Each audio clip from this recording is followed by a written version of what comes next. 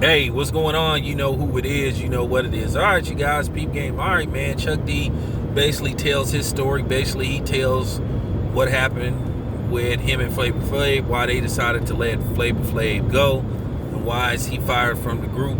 You know, I wouldn't be surprised if this ends up in court. I wouldn't be surprised if there's lawsuits in behind this, because it's just hard to imagine Public Enemy without Flavor Flav. It's just, you know what I'm saying? You can't have an EPMD without Eric or Parrish. So, you know, it is what it is.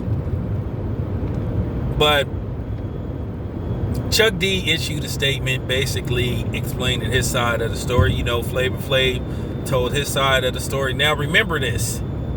There's always this person's story, that person's story, and then somewhere in between, it's the truth.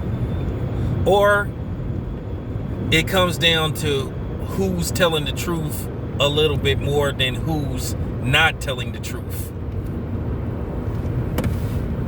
But basically, Chuck D said that Flavor Flav was unprofessional, said that he missed several events, several shows.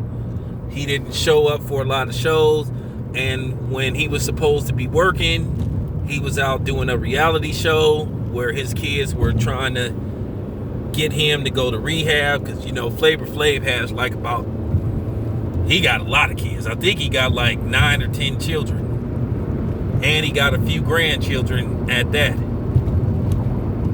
You know, and keep in mind, Flavor Flav is 60 years old.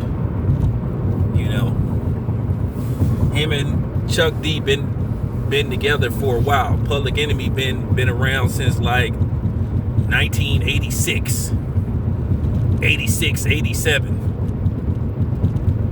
And it was just unfortunate to hear what happened. You know, Chuck D said that he gave Flavor Flav the opportunity to clean himself up, and basically the Bernie Sanders thing was the straw that broke the camel back. But what I don't understand is, why are you mad about Flavor Flav just issuing a cease and desist letter saying, hey, don't use my likelihood?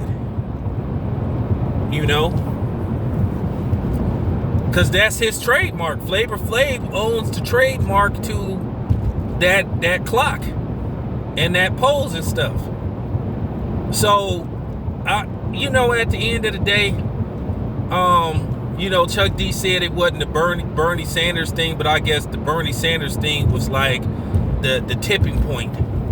Now, keep in mind, he said that Chuck D, that is, said that Flavor Flav had been on probation since like 2016 or something for, you know, various incidents and shit.